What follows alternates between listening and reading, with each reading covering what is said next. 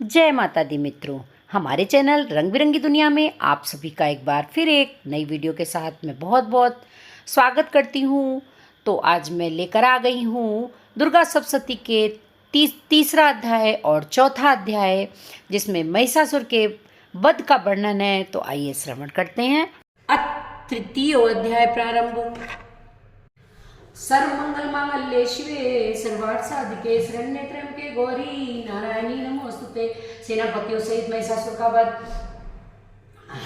ध्यान।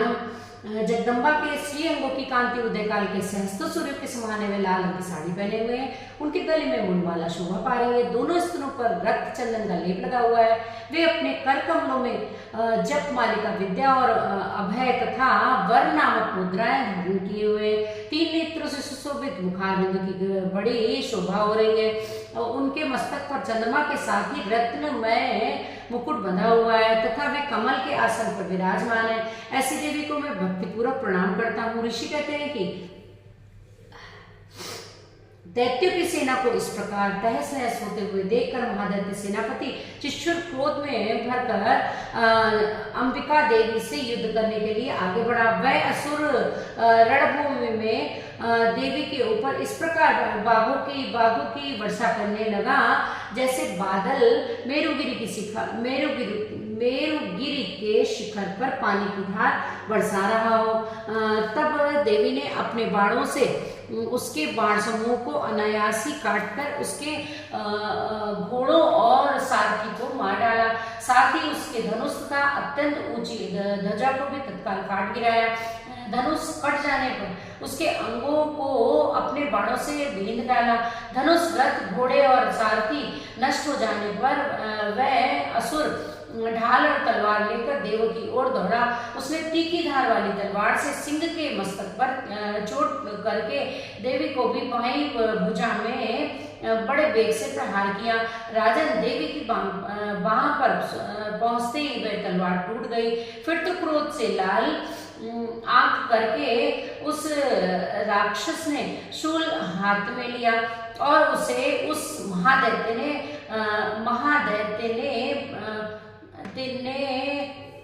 भगवती भद्रकाली के ऊपर चलाया।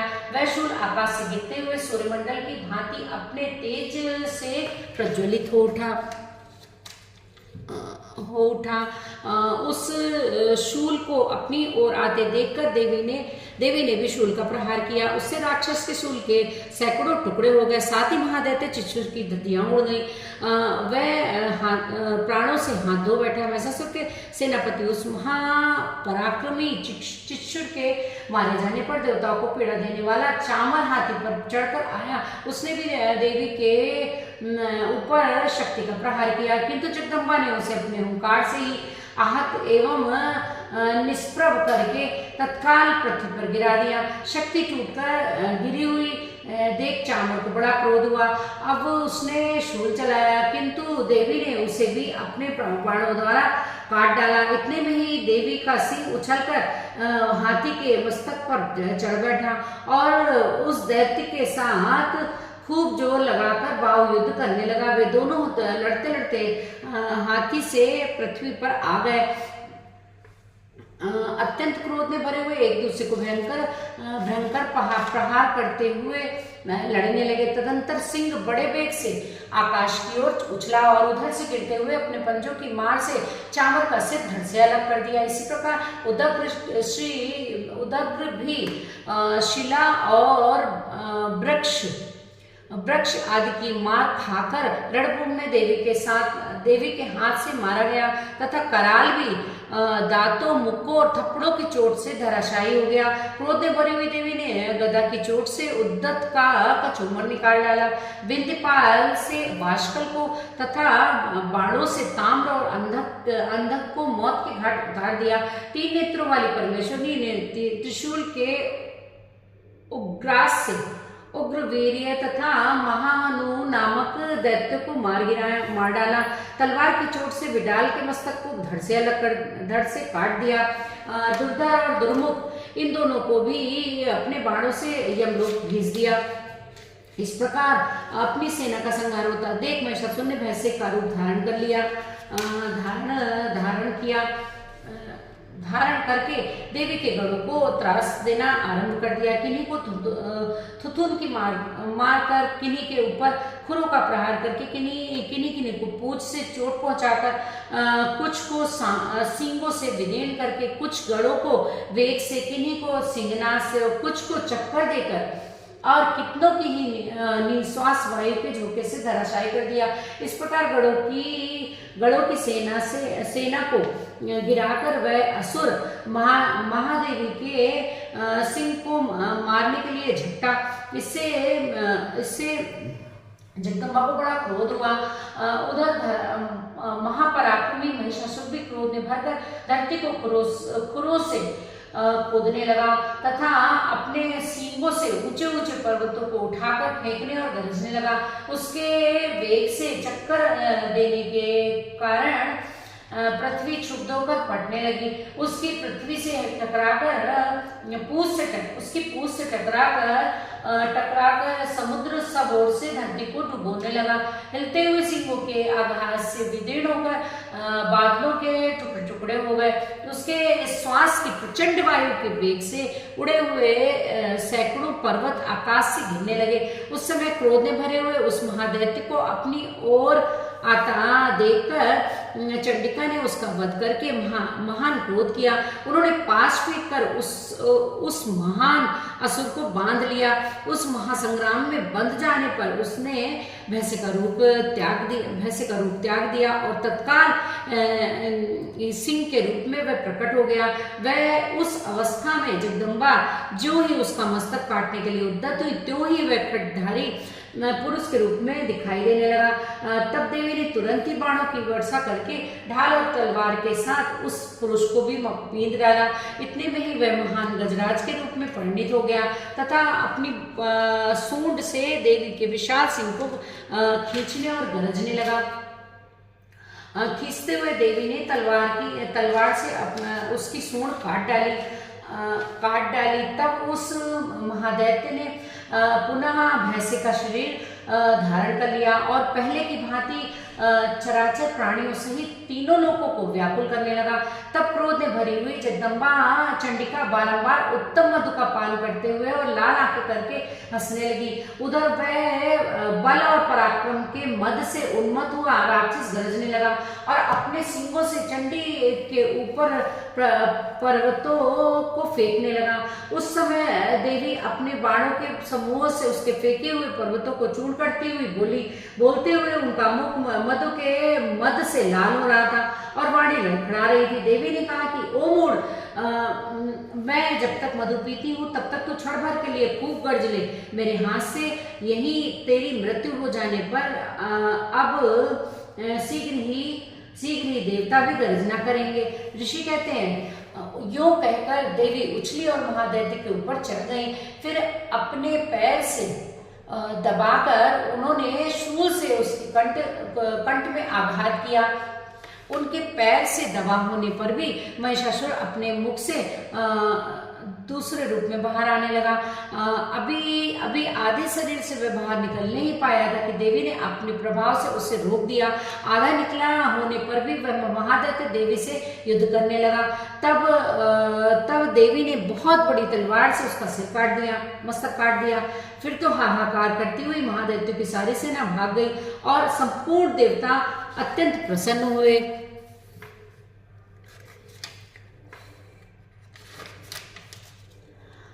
देवताओं ने दिव्य महर्षियों के साथ दुर्गा देवी का स्तवन किया। गंधर्वराज नाचने लगे और अप्सराएं नृत्य करने लगी। इस प्रकार श्री मार्कंडेय सारणिक मनवंतर कथा के अंतर्गत देवी महात्म्य में महिषासुर वध नामक तीसरा अध्याय पूरा हुआ। अब चतुर्थोध्याय इंद्रादि देवताओं द्वारा देवी की स्तुति, सिद्धि की इच्छा रखने वाले पुरुष जिनकी सेवा करते हैं तथा देवता जिन्हें सब ओर से घिरे रहते हैं, उन जया नाम वाली दुर्गा देवी का स्तवन करें। उनके श्री अंगों की आभा काले मेघ के समान श्याम है। वे अपने कटाक्षों से शत्रु समूह को भय प्रदान करती हैं। उनके मस्तक पर आबद्ध चंद्रमा की रेखा शोभा पाती है। वे अपने हाथों में शंख चक्र कृपाण और त्रिशूल धारण करती हैं। उनके 3 नेत्र हैं, वे सिंह के कंधे पर चढ़ी हुई हैं और अपने तेज से तीनों लोगों को परिपूर्ण कर रही है। ऋषि कहते हैं कि अत्यंत पराक्रमी दुरात्मा महिषासुर तथा उसकी दैत्य सेना के देवी के हाथ से मारे जाने पर इंद्र और देवता प्रणाम के लिए गर्दन तथा कंधे झुकाकर उन भगवती दुर्गा का उत्तम वचनों द्वारा स्तमन करने लगे। उस समय उनके सुंदर अंगों में अत्यंत हर्ष के कारण रोमांच हो रहा था। देवता बोले कि संपूर्ण देवताओं को शक्ति का समुदाय ही जिनका स्वरूप है तथा जिन देवी ने अपनी सूंड से संपूर्ण जगत को व्याप्त कर रखा है, जिन देवी ने अपनी शक्ति से संपूर्ण जगत को व्याप्त कर रखा है, समस्त देवताओं और महर्षियों की पूजनीय उन जगदम्बा को हम भक्ति पूर्वक नमस्कार करते हैं। वे हम लोगों का कल्याण करें। जिनके अनुपम प्रभाव और बल का वर्णन करने में भगवान शेषनाग ब्रह्मा जी तथा महादेव जी समर्थित नहीं है। वे भगवती चंडी का संपूर्ण जगत का पालन एवं अशुभ भय का नाश करने का विचार करें। जो पुण्यात्माओं के घरों में स्वयं ही लक्ष्मी रूप से, पापियों के यहाँ दरिद्रता रूप से, शुद्ध अंतःकरण वाले पुरुषों के हृदय में बुद्ध रूप से, सत्पुरुषों में श्रद्धा रूप से तथा कुलीन मनुष्य में लज्जा रूप से निवास करती है, उन आप भगवती दुर्गा को हम नमस्कार करते हैं। देवी आप संपूर्ण विश्व का पालन कीजिए। देवी आपके उस अचिंत्य रूप का असुरों का नाश करने वाले भारी पराक्रम का तथा समस्त देवताओं और दैत्यों के समक्ष युद्ध में प्रकट किए हुए आपके अद्भुत चरित्रों का हम किस प्रकार वर्णन करें। आप संपूर्ण जगत की उत्पत्ति में कारण हैं। आपके सत्व गुण, रजोगुण और तमोगुण ये तीनों गुण मौजूद हैं, तो भी दोषों के साथ उसका संसर्ग नहीं जान पड़ता। भगवान विष्णु और महादेव जी आदि देवता भी आपका पार नहीं पाते। आप ही सबका आश्रय है। ये समस्त जगत आपका अंशभूत है, क्योंकि आप सबकी आदिभूत अव्याकृता पराशक्ति है। देवी संपूर्ण यज्ञों में जिसके उच्चारण से सब देवता तृप्ति लाभ करते हैं, वह स्वहा आप ही हैं। इसके अतिरिक्त पितरों की भी तृप्ति का कारण है, अतएव सब लोग आपको सुधा भी कहते हैं। देवी जो मोक्ष की प्राप्ति का साधन है, अचिंत्य महाव्रत स्वरूपा है, समस्त दोषों से रहित, जितेंद्रिय तत्व को ही सार वस्तु मानने वाले तथा मोक्ष की अभिलाषा रखने वाले मुनिजन जिसका अध्ययन करते हैं, अभ्यास करते हैं, वह भगवती ये पराविद्या आप ही हैं। आप शब्द स्वरूपा है, अत्यंत निर्मल ऋग्वेद, यजुर्वेद, उद्दीप के मनोहर पदों के पाठ से युक्त सामवेद का भी आधार आप ही हैं। आप देवी त्रयी, तीनों वेदों और भगवती छयों ऐश्वर्य से युक्त इस विश्व की उत्पत्ति तथा पालन के लिए आप ही वार्ता, खेती और आजीविका के रूप में प्रकट हुई है। आप संपूर्ण जगत की और पीड़ा का नाश करने वाली है। देवी जिससे समस्त शास्त्रों का सार का ज्ञान होता है, वह मेघा शक्ति आप ही है।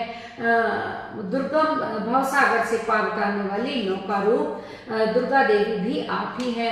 आपकी कहीं भी आसक्ति नहीं है। कैटप के शत्रु भगवान विष्णु के बच्चे स्तर में एकमात्र निवास करने वाली भगवती लक्ष्मी तथा भगवान चंद्रशेखर द्वारा सम्मानित गौरी देवी भी आप ही हैं। आपका मुख मंद मुस्कान से सुशोभित निर्मल पूर्ण चंद्रमा के बिंब का अनुसरण करने वाला और उत्तम सुवर्ण की मनोहर कांति से कमनीय है। तो भी उसे देखकर महिषासुर को क्रोध हुआ और सहसा उसने उस पर प्रहार कर दिया। वह बड़े आश्चर्य की बात है। देवी वही मुख जब क्रोध से युक्त हो जाने पर उदय काल की चंद्रमा की भांति लाल और तनी हुई भाव के कारण विकराल हो उठा। तब उसे देखकर जो महिषासुर के प्राण तुरंत नहीं निकल पाए, वह उससे भी बढ़कर आश्चर्य की बात है, क्योंकि क्रोध में भरे हुए यमराज को देखकर भला कौन जीवित रह सकता है। देवी आप प्रसन्न हो। परमात्मा स्वरूपा आपके प्रसन्न होने पर जगत का अभ्युदय होता है और क्रोध में भर जाने पर आप तत्कालिक कितने कुलों का सर्वनाश कर देती है। यह बात अभी अनुभव में आई है, क्योंकि महिषासुर की यह विशाल सेना क्षण भर में आपके कोप से नष्ट हो गई है।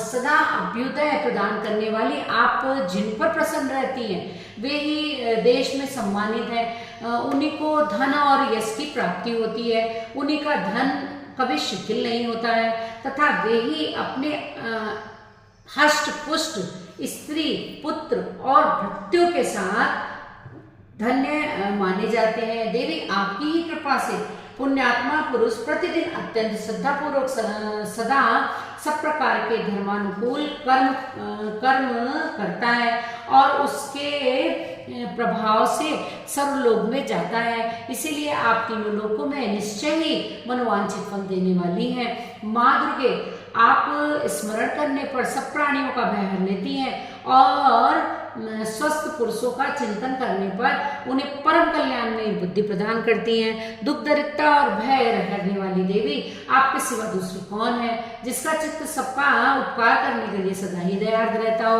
देवी उन राक्षसों के मारने से संसार को सुख मिले तथा वे राक्षस चिरकाल तक नरक में रहने के लिए भले ही पाप करते रहे हो, इस समय संग्राम में मृत्यु को प्राप्त होकर स्वर्गलोक में जाए। निश्चय ही यही सोचकर तथा शत्रुओं का वध करती है। आप शत्रुओं पर शस्त्रों का प्रहार क्यों करती है? समस्त असुरों को दृष्टिपात मात्र से ही भस्म क्यों नहीं कर देती है? इसमें एक रहस्य है। ये शत्रु भी हमारे शस्त्रों से पवित्र होकर उत्तम लोकों में जाएं। इस प्रकार उनके प्रति भी इसका आपका विचार अत्यंत उत्तम रहता है। खट के तेजपुंज से भयंकर दीप्ति से तथा आपके त्रिशूल के अग्रभाग की घनीभूत प्रभा से चौंधियाकर जो असुरों की आंखें फूट नहीं पा गई, उसमें कारण यही था कि वे मनोहर रश्मियों से युक्त चंद्रमा के समान आनंद प्रदान करने वाले आपके उस सुंदर मुख का दर्शन करते थे। लेकिन देवी आपका शील दुराचारियों के बुरे बर्ताव को दूर करने वाला है। साथ ही यह रूप ऐसा है जो कभी चिंतन में भी नहीं आ सकता, जिसको कभी दूसरों से तुलना भी नहीं हो सकती तथा आपका बल और पराक्रम तो उन दैत्यों का भी नाश करने वाला है जो कभी देवताओं के पराक्रम से भी नष्ट कर चुके हैं। इस प्रकार आपने शत्रुओं पर भी अपनी दया ही प्रकट की है। वरदायिनी देवी आपके इस पराक्रम कि किसके साथ तुलना हो सकती है तथा शत्रुओं को भय देने वाला एवं अत्यंत मनोहर ऐसा रूप भी आपके सिवा और कहाँ है। हृदय में कृपा और युद्ध में निष्ठुरता, वे दोनों बातें तीनों लोगों के भीतर केवल आप में ही देखी गई है। माता, आपने शत्रुओं का नाश करके इस समस्त त्रिलोकी की रक्षा की है। उन शत्रुओं को भी युद्ध भूमि में मारकर स्वर्गलोक को पहुंचाया है तथा उन्मत्त दैत्यों से प्राप्त होने वाली हमलों के भय को भी दूर कर दिया है। आपको हमारा नमस्कार है। देवी, आप सूल से हमारी रक्षा करें। अंबिके, आप खड्ग से भी हमारी रक्षा करें तथा घंटा की ध्वनि और धनुष की टंकार से हम लोगों की रक्षा करें। चंडी के पूर्व, पश्चिम और दक्षिण दिशा में आप हमारी रक्षा करें, तथा ईश्वरी अपने त्रिशूल को घुमाकर आप उत्तर दिशा में हमारी रक्षा करें।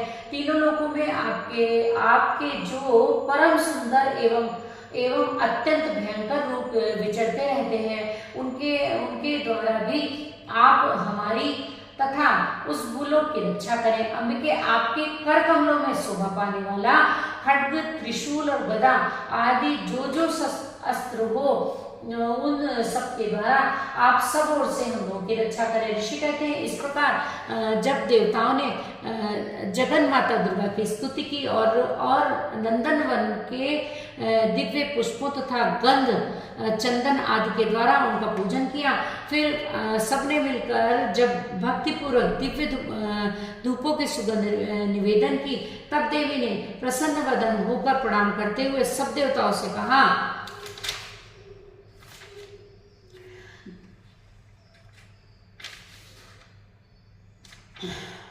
देवी बोली, देवताओं, तुम सब लोग मुझसे जिस वस्तु की अभिलाषा रखते हो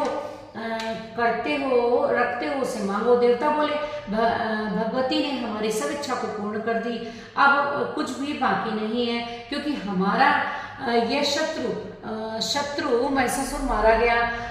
महेश्वरी, इतने में भी यदि आप हमें और भी वर देना चाहती हैं, तो हम जब आपका स्मरण करें, तब आप दर्शन देकर हम लोगों के महान कष्ट दूर कर दिया करें, तथा प्रसन्न मुखी अंबिके, जो मनुष्य इन स्तोत्रों द्वारा आपकी स्तुति करे, उसे वित्त, समृद्धि और वैभव देने के साथ ही उसकी धन और स्त्री आदि संपत्ति को भी बढ़ाने के लिए आप सदा हम पर प्रसन्न रहे। ऋषि कहते हैं, राजन, देवताओं ने जब अपने तथा जगत के कल्याण के लिए भद्रकाली देवी को इस प्रकार प्रसन्न किया, तब तथास्तु कहकर वहां अंतर्ध्यान हो गई। गोपाल, इस प्रकार पूर्व काल में तीनों लोकों का हित चाहने वाली देवी जिस प्रकार देवताओं के शरीर से प्रकट हुई थी, वह सब कथा मैंने कह सुनाई। अब पुनः देवताओं का उपकार करने वाली वे देवी दुष्ट दैत्यों तथा अन्य शुंभ निशुंभ का वध करने एवं सब लोकों की रक्षा करने के लिए गौरी देवी के शरीर से जिस प्रकार प्रकट हुई थी, वह सब प्रसंग मेरे मुंह से सुनो, मैं उसका तुमसे यथावत वर्णन करता हूँ। इस प्रकार श्री मार्कंडेय पुराण में सार्वजनिक मंत्र कथा के अंतर्गत देवी महात्म्य शक्रादि स्तुति नामक चौथा अध्याय पूरा हुआ। बोलो दुर्गे मैया की जय। माई मेरी सचिया जोता वाली माता, तेरी सदा ही जय।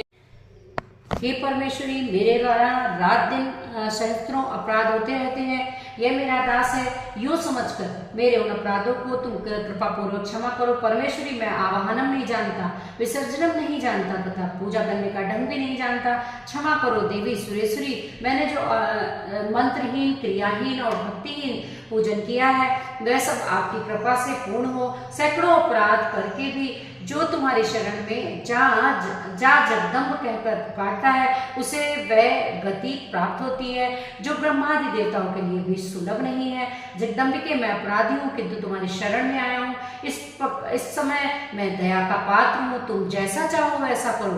देवी परमेश्वरी, अज्ञान से, भूल से अथवा बुद्धि भ्रांत होने के कारण मैंने जो न्यूनता या अधिकता कर दी हो, वह सब क्षमा करो और प्रसन्न हो।